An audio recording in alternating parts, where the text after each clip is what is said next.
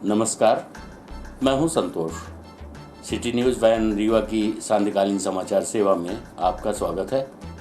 पेश हैं आज की प्रमुख खबरें। कोरोना काल में घरों में मनाया जा रहा ईद का पवित्र त्यौहार, मुल्क की हिफाजत की मांगी गई दुआ। बारिश एवं ओलावृष्टि से प्याज की फसल हुई बर्बाद। उत्तर प्रदेश की सीमा पर ग्रामीणों ने बैरियर लगाकर कोरोना से कर रहे स्वयं की रक्षा। खबरें अब विस्तार से। कोरोना काल के बीच घरों में मनाया जा रहा ईद का पवित्र त्यौहार जिले में शासन की गाइडलाइन का पालन करते हुए मनाया जा रहा है। ईद उल फितर का त्यौहार शहर के बम्बा घाट स्थित ईदगाह में भी शहर काजी मुफ्ती मुबारक अजहरी द्वारा 5 लोगों के बीच नमाज अता कर देश में शांति एवं कोरोना से मुक्ति की मांगी गई दुआएं। इसी तरह छोटी दरगाह में भी मात्र 4 लोगों के बीच ही नमाज पढ़ाई गई। हम आपको बता दें कि आपसी प्रेम भाईचारे का त्यौहार ईद रमज़ान महीने के अंत में होता है। दुनिया भर में ईद का पर्व बहुत ही धूमधाम से मनाया जाता है। इस दिन लोग एक दूसरे को ईद मुबारक कहते हैं और सेवइयाँ खिलाते हैं। हम आपको बता दें कि पिछले साल की तरह इस साल भी ईद पर कोरोना का साया बना हुआ है। इसीलिए शासन प्रशासन एवं मुस्लिम धर्मगुरुओं के द्वारा विशेष एहतियात के साथ इस पर्व को मनाने की बात कही जा रही है। नगर व ग्रामीण अंचल में शासन की गाइडलाइन का पालन करते हुए ईद उल फितर का त्यौहार मनाया गया। सभी दरगाह में 5 लोगों के बीच ईद की नमाज अदा करते हुए देश में खुशहाली एवं कोरोना से मुक्ति की दुआ मांगी गई। वहीं सभी लोगों ने अपने घरों में रहकर ईद की नमाज अदा की और एक दूसरे को सोशल मीडिया के जरिए और फ़ोन पर मुबारकबाद दिया। इस दौरान सुरक्षा व्यवस्था को लेकर नगर एवं ग्रामीण अंचलों में पुलिस मुस्तैद रही। वहीं हम आपको बता दें कि ईदगाह सहित मस्जिदों में शासन की गाइडलाइन के अनुसार ईद की नमाज पढ़ी गई। वहीं सिटी कोतवाली थाना क्षेत्र अंतर्गत घोघर की कुछ मस्जिदों में कोरोना गाइडलाइन का पालन न करने पर पुलिस द्वारा कार्रवाई किए जाने की बात कही गई है। इस दौरान सिटी कोतवाली थाना प्रभारी आदित्य प्रताप सिंह ने बताया कि आज सुबह 6 बजे से पहले ही कुछ मस्जिदों में लोगों की भीड़ जमा होने लगी, जिसकी सूचना पुलिस को मिली थी। मौके पर देखा गया कि लोगों के द्वारा कोरोना गाइडलाइन का उल्लंघन किया जा रहा है, जिसके बाद कार्रवाई करते हुए लोगों को बाहर निकाला गया तथा मामले की जांच की जा रही है। आपको बता दें कि 2 दिवस पूर्व पुलिस कंट्रोल रूम में आयोजित बैठक में लिए गए निर्णय के अनुसार नियमों का पालन न करने वाले लोगों पर जांच के बाद पुलिस द्वारा कार्रवाई किए जाने की बात कही गई है। इस संबंध में प्रस्तुत है शहर काजी एवं थाना प्रभारी सिटी कोतवाली आदित्य प्रताप सिंह से प्राप्त जानकारी के अंश। बिस्मिल्लाहिर्रहमानिर्रहीम। सबसे पहले मैं सभी लोगों को, अपने सभी मुल्कवासियों को, ख़ास तौर पर अपने ज़िले के और अपने शहर के लोगों को ईद उल फितर की बहुत बहुत मुबारकबाद पेश करता हूँ। और आज जैसा कि आप सबको मालूम है कि मुसलमानों का सबसे अजीम त्यौहार, सबसे बड़ी खुशी का दिन है ईद उल फितर। लेकिन जो हालात हैं, जो माहौल है हमारे मुल्क का या पूरी दुनिया का कहें, सभी को मालूम है कोरोना वायरस की दूसरी लहर से हम गुज़र रहे हैं। और जिस तरह ये वबा फैली हुई है, हम सब की ज़िम्मेदारी है कि हम सब इस पर सख्ती के साथ, जो शासन प्रशासन की गाइडलाइन है, जो डॉक्टर्स की हिदायत हैं, उन पर हम सख्ती से अमल करें। उसी पर अमल करते हुए आज, बल्कि पिछले साल भी इसी तरीके से रमज़ान के महीने में जुमा और ईद और तरावीह सभी मुसलमान अपने घरों में रहकर जिस तरह पढ़े, इस साल भी इसी तरह सभी लोगों ने अपने घरों में नमाज़ें अदा की। जुमे की नमाज़ हो या अलविदा जुमा हो या तरावीह हो, इफ्तार सहर सब कुछ लोग अपने घर में अदा किए। इसी तरह आज भी हम लोगों ने, आप देख रहे हैं कि ये वो ईदगाह है जहाँ हज़ारों की तादाद में लोग पूरे ज़िले भर से मुसलमान इकट्ठे होकर यहाँ एक साथ नमाज़ पढ़ा करते थे। लेकिन आज इस ईदगाह में सिर्फ़ और सिर्फ शासन प्रशासन के गाइडलाइन के मुताबिक सिर्फ 5 लोगों ने नमाज़ अदा की है। बाकी सभी लोगों के लिए हुक्म था कि आप सभी लोग नमाज़ हो जाने के बाद अपने अपने घरों में 2 रकात या 4 रकात नमाज़ अदा करें। और ये चूँकि ऐसा माहौल है और ऐसी बीमारी है जिस पर हम सबको, सभी समाज के लोगों को मिलकर इसका सामना करना है और सहयोग करना है, और तभी इससे निजात मिलेगी। और हम सब लोगों से, अपने तमाम भाइयों से गुजारिश करता हूँ मैं कि आज के दिन बिला वजह घर से बाहर ना निकलें, परेशान ना हों, अपने घरों में रहें, घरों में इबादत करें, नमाज़ें पढ़ें। और ख़ास तौर पर आज जो लोग कब्रिस्तान जाते हैं, और ये एक मुबारक दिन होता है जिस दिन अपने लोग मरहूमीन से, अपने अहबाब व अज़दाद से मिलने जाते हैं, फातिहा पढ़ने जाते हैं, मुलाकात के लिए जाते हैं, तो आपसे गुजारिश है कि आज कब्रिस्तान न जाएं, वहाँ भीड़ भाड़ न लगाएं, बल्कि अपने घरों में रहें, वहीं से फातिहा पढ़ें, इसाले सवाब करें। इंशाअल्लाह आपके मरहूमीन की वहीं से उनको सवाब पहुँचेगा और अल्लाह ताला उनकी बख्शिश और मग़फ़िरत फरमाएगा।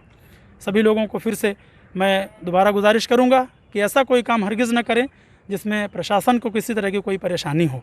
प्रशासन का सहयोग करें। ये पुलिसकर्मी हैं, ये जितने भी कर्मचारी हैं, ये सब हम सब की हिफाजत के लिए और हमारी सेवा के लिए लगे हुए हैं। इनका सम्मान करना और इनका सहयोग करना हम सब की जिम्मेदारी है।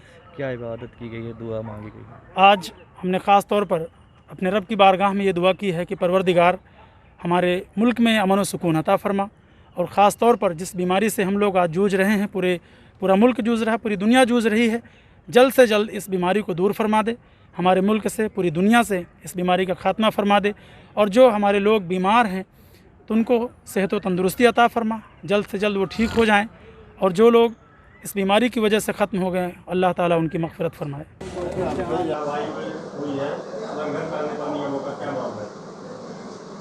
ये कुछ मस्जिदों में ऐसी जानकारी मिली सुबह कि हमें सूर्योदय के पहले ही लोग अपना भीड़ लगा करके और कुछ मस्जिदों में पहुंच करके नमाज अदा करना चालू कर दिए थे। इस सूचना पर रात में जो पुलिस बल लगा हुआ था उनको तत्काल सक्रिय किया गया और भेजा गया, तो 3-4 मस्जिदों में सोशल डिस्टेंसिंग का उल्लंघन करते हुए, और चूँकि पूर्व से निर्देश थे कि 5 आदमियों को ही मस्जिदों में जाना है, नमाज अदा करना है, लेकिन उसका उल्लंघन उनके मौलवियों के द्वारा कराया जा करके और मोहल्ले के लोगों को एकत्रित करके और वहाँ पर नमाज अदा कराई गई, जिनके विरुद्ध अपराध पंजीबद्ध किया जा रहा है।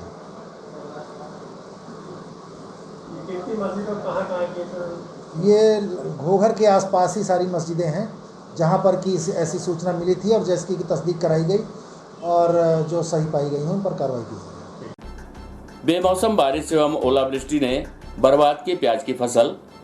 आपको बता दें कि रीवा जिले के रायपुर करचुलियान के कचगवा गांव के किसानों द्वारा बताया गया कि प्याज की फसल को बेमौसम बरसात एवं ओलावृष्टि ने काफ़ी नुकसान पहुंचाया है। जिले में हुई भारी ओलावृष्टि ने रायपुर करचुलियान के किसानों को सबसे अधिक नुकसान पहुंचाया है। ओलावृष्टि से प्याज की फसल पूरी तरह से चौपट हो चुकी है। किसानों के मुताबिक प्याज के साथ ही आम की फसल भी चौपट हो गई। रायपुर करचुलियान में 40% किसान प्याज की खेती करते हैं। प्याज की खेती उनके लिए सबसे फायदेमंद साबित होती है, लेकिन ओलावृष्टि ने प्याज की फसल को चौपट कर दिया है। रीवा जिले के रायपुर करचुलियान जैसे कई और विकास खंडों के किसान इससे प्रभावित हुए हैं। किसानों का कहना है कि जो फसल कट चुकी थी वो तो ओलावृष्टि से पूरी तरह खराब हो चुकी है, जो फसल जमीन के अंदर है वह भी 40% तक खराब हो चुकी है। किसानों के अनुसार क्षेत्र में हुई बारिश एवं ओलावृष्टि ने उनकी कमर तोड़कर रख दी है। वहीं आपको बता दें कि मौसम विभाग द्वारा बारिश की चेतावनी भी जारी की गई है, जिसमें प्रदेश के कई जिलों में बारिश हो सकती है। आइए जानते हैं इस संबंध में क्या कहते हैं किसान। है और आपने ही प्याज की खेती की है, इस संबंध में ओले पड़ने से क्या नुकसान हो इसके बताइए आप। जी नमस्कार, मैं मनोज पटेल ग्राम कचगवा का निवासी हूँ। मैं एक किसान हूँ जो कि कई सालों से प्याज की खेती करता था और इस साल भी किए, लगभग 2.5 एकड़ में लगी है। और आज देख रहे हैं आपकी ओले की वजह से काफ़ी नुकसान हो गया है मेरा, काफ़ी क्या मतलब 90% नुकसान ही हो गया है। लागत मेरी अब तक मिला के 40-45 हज़ार हो चुकी है और मिलने का संभावना नहीं है ऐसा कि 10-1 हज़ार मिल जाए तो बहुत बड़ी बात है। तो इस वजह से अब नुकसान हो ही गया है, क्या करें इसके लिए। ओले कितने बड़े पड़े थे यहाँ पे? ओले कम से कम नहीं तो 50 से 100 ग्राम के बीच में थे। वगैरह पड़ा है पानी, तो ये प्याज अब आपके सामने है, दिख रही पूरी गड़ गई है और काफ़ी नुकसान हुआ। ये लगी थी हमारी 2.5 एकड़ में, तो आपके सामने सभी दिख ही रहा है। अब क्या होगा, ये पूरी मतलब नष्ट हो गई है। लगभग आपको ही 2.5 एकड़ में कितना ही प्रॉफिट होता? लगभग यही मान के चलिए लाख 1.5 लाख के आसपास। अब रेट के हिसाब से चलता है। अभी नुकसान भी मतलब जैसे रेट नहीं आया तो और नुकसान हो गया, कई 1.5 लाख 1 लाख 1.25 लाख 1.5 इस 2.5 एकड़ के में ही आपको कितनी लागत हुई और अगर सही उपज होती तो उसमें कितना आपको प्रॉफिट होता? ऐसा कि इस साल 4,000 और 5,000 रुपये किलो का हमने दाना लेके आया था और उसमें भी 3 बार बोया। एक बार में तो जामा नहीं, दूसरी बार लगाया थोड़ा बहुत, तीसरी बार तो कुछ जाके हुआ और किसी मतलब अड़ोसियों से पड़ोसियों से अपने लिए तो जाके इतना हमारी कुछ पूर्ति हुई। और पानी है, खाद है, लगवाई लेबर का दिए, अभी तक का मान के चलिए कि इसमें 30-40 हज़ार रुपये तो वैसे खर्च कर चुके हैं। और क्या भरोसा कि अभी और क्या हो सकता है, रोज़ हर दिन आए दिन शाम के टाइम में यही मौसम बनता रहता है और आए दिन मतलब परेशानी होती रहती है कि क्या होगा। आज ये फसल जो पत्थर गिरने से ही और पानी भरने से ही ये दिख रही है, इसमें क्या अभी 10-20% उपज हो सकती है कि नहीं हो सकती? ये तो बिल्कुल ना के बराबर हो गई। अब जैसे जितना है तो खोदने के बाद ही ये प्याज सड़ेगी, इसमें से हम लोगों को 1% भी लाभ नहीं होने का चांस दिख रहा है। क्योंकि पकने आपका क्या नाम है? मेरा नाम संतोष पटेल है, मैं भी इसी गांव का निवासी हूँ, ग्राम पचखेमा, यहीं से हूँ मैं। यही खेती करता हूँ प्याज की, ज़्यादा से ज़्यादा। प्रदेश में जाने का कोई मतलब नहीं है अपने को, क्योंकि इसी से थोड़ा वो 2 पैसे मिल जाता है, लेकिन इससे ज़्यादा तो कोई मतलब नहीं है। ये प्याज देखिए आप, और तो कट चुकी है पत्थर में से, इनको देखिए बिल्कुल ये सब प्याज ख़राब हो चुकी है, जैसे छिल गई हैं। अभी इनका सड़ना शुरू हो जाएगा। इसी वजह से हम लोग बहुत हानि हुई है इस ओले से, जो पत्थर गिरे हैं। 80-90% तो नुकसान ही होगा। उत्तर प्रदेश के सीमा से लगे त्योथर तहसील के चंदपुर गांव में ग्रामीण अपने गांव में बैरियर लगाकर स्वयं कर रहे हैं कोरोना संक्रमण से बचाव। लोगों की आवाजाही पर लगाई है रोक। उत्तर प्रदेश की तरफ से आने वाले लोगों का होता है नाम पता नोट। हर दिन अलग अलग ग्रामीण करते हैं बैरियर पर ड्यूटी। कोरोना महामारी के आपातकाल में जहां शासन प्रशासन द्वारा संक्रमण की चैन को रोकने के लिए लॉकडाउन व कोरोना कर्फ्यू लगाकर लोगों को घरों में रहने के लिए प्रेरित किया जा रहा है, वहीं गांव के लोग अपने गांव को संक्रमण से मुक्त रखने के लिए बैरियर लगाकर जनता कर्फ्यू लगा रहे हैं। जिले के त्योथर तहसील अंतर्गत चंद्रपुर गांव के निवासियों ने गांव की सीमा पर बैरियर लगाया है और वहां क्रमबद्ध तरीके से गांव का व्यक्ति मौजूद रहता है। उत्तर प्रदेश से आने वाले लोगों को गांव में आने पर पूर्ण प्रतिबंध लगा दिया गया है। गांव के लोग अपने गांव में ही रहकर अपनी दैनिक दिनचर्या संपादित कर रहे हैं तथा किसी से संपर्क न करते हुए कोरोना संक्रमण की चैन को रोकने का कार्य स्वयं कर रहे हैं। ग्रामवासियों की यह सराहनीय पहल एसडीएम संजीव पांडे की समझाइश के बाद हुई। इस गांव के रहवासी अपने गांव व जिले को कोरोना संक्रमण से बचाने के लिए पूरी तरह प्रतिबद्ध हैं। वहीं गांव के बाहर बने बैरियर पर गांव का ही एक दिव्यांग प्रतिदिन बैरियर पर ड्यूटी देता है। व्हीलचेयर में बैठा दिव्यांग लोगों का नाम पता नोट कर हाथ जोड़कर भी करता है निवेदन, घरों में रहने की करता है अपील। आइए सुनते हैं इस संबंध में ग्रामीणों एवं एसडीएम संजीव पांडे से प्राप्त जानकारी के अंश। महामारी बहुत तेज है, आप सबको अपने घर की सुरक्षा स्वयं करना है, कोई दूसरा नहीं आएगा। इसलिए आप सबसे निवेदन है कि बिल्कुल अपने घर में रहिए, आप खुद बचिए, अपने घर को बचाइए।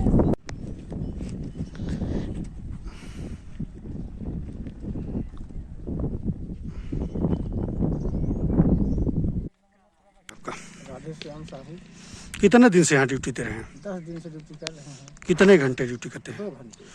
क्या लोगों को संदेश देते हैं? संदेश दे रहे हैं कि मैं बॉर्डर में बैठा हूँ, कोई आदमी यूपी से आवा था तो ओका पहले सबसे पहले पूछी तो भैया कहाँ जा रहे हैं, बताएं कोई दवाई की जगह ठीक जाइए। अब बिना दवाई वाले का सीधे वापस लौटाई थी। इसलिए कोरोना की महामारी बहुत जोरों से फैल रही है, पूरा प्रशासन शासन सब लगी जोरों से, हम भी लगे हैं। तो जैसा कि कई बार देखा जाता है कि शासन प्रशासन क्या मदद करते हैं? अब यह मरीज हमें जूझ रहा है प्रकार से, मरीज तो भाई कोरोना की महामारी से देश साफ हो जाए, इसलिए हम लोग थोड़ा मेहनत कर रहे हैं। 2 घंटे सबको ऐसे कोरोना की महामारी सीमित रह जाए। ये चंद्रपुर जो है रेड जोन में आया था, आज से 4-5 दिन पहले का मामला है। तो मैं स्वयं विजिट पर गया था वहाँ की जो ग्राम निगरानी समिति बनी है, जिसमें पटवारी सचिव जीआरएस हैं और समाज सेवी लोग हैं, जैसा आप बता रहे हैं। तो मैंने मुख्य जो मार्ग हैं, वहाँ से एक मार्ग जो पटहट की ओर जाता है, एक चाक घाट की ओर जाता है, एक चिल्ला मार्केट की ओर जाता है। तो मैंने कहा था सभी जो मार्ग हैं उस पर आप ड्रॉप गेट लगा दीजिए, अनावश्यक लोग जो बाइक से निकलते हैं या अनावश्यक और भी कोई बिना काम के जो लोग निकलते हैं उनको नहीं निकलने देना है। सिर्फ जो अर्जेंट काम है या उपार्जन से संबंधित काम है या मेडिकल किसी को फैसिलिटी की ज़रूरत है वही व्यक्ति वहाँ से जा सकता है, बाकी लोगों को नहीं निकलने देना है। ऐसे लोगों पे चालानी कार्रवाई भी करनी है। जैसे चंद्रपुर में फिर उसके बाद जैसा न्यूज़ में भी हमने देखा और मौके पे भी स्थिति हमने देखी, तो गांव के लोग ही अपने आप को जो है सिक्योर कर रहे हैं, खुद ही चेक पोस्ट बना करके खुद ही अपने गांव की सुरक्षा कर रहे हैं। ये बहुत अच्छी पहल है और ऐसी पहल हर गांव में होनी चाहिए। ऐसा हर गांव के लिए यही एक मॉडल होना चाहिए। केंद्र की भाजपा सरकार के द्वारा रासायनिक खाद के दामों की बढ़ोतरी को लेकर किसानों ने थाली बजाकर किया विरोध। किसानों ने केंद्र सरकार पर लगाया अत्याचार का आरोप। मोदी सरकार द्वारा बनाए गए कृषि के काले कानून के विरोध में जारी 132वें दिन अनवरत धरने के समर्थन में बैठे किसानों ने खाद के बढ़े मूल्यों के विरोध में थाली बजाकर विरोध प्रकट किया। साथ ही रीवा जिले में 26 गांवों में भी विरोध प्रकट किया गया। किसान बिल के विरोध में धरने पर बैठे किसानों ने थाली बजाकर खाद की मूल्य वृद्धि के विरोध में प्रदर्शन किया। किसानों का कहना था कि आज देश के प्रधानमंत्री नरेंद्र मोदी ने किसानों को 2000 किसान निधि देकर खाद का मूल्य 1900 रुपये प्रति बोरी DAP कर दिया है, जिससे किसानों की रोजी रोटी पर संकट आ पड़ा है। संयुक्त किसान मोर्चा के संयोजक किसान नेता शिव सिंह ने बताया कि किसान बिल के विरोध में दिल्ली किसान आंदोलन के समर्थन में 132वें दिन ग्राम बिहरा में वरिष्ठ किसान समरजीत सिंह बिहरा के नेतृत्व में धरना दिया गया। साथ ही कोविड-19 के गाइडलाइन का भी पालन किया जा रहा है। धरने में प्रमुख रूप से किसान अश्वनी द्विवेदी, राम शिरोमणि पाठक, लल्लू सिंह आदि उपस्थित रहे और रासायनिक खाद के दामों की बढ़ोतरी को लेकर थाली बजाकर उसका विरोध किया। प्रस्तुत है इस संबंध में किसानों से प्राप्त जानकारी के अंश।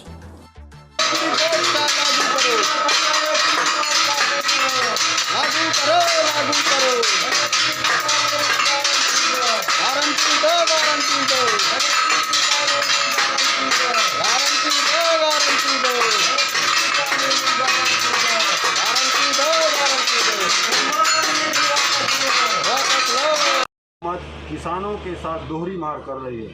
आज रासायनिक खाद DAP के रेट डबल से अधिक हो गए हैं।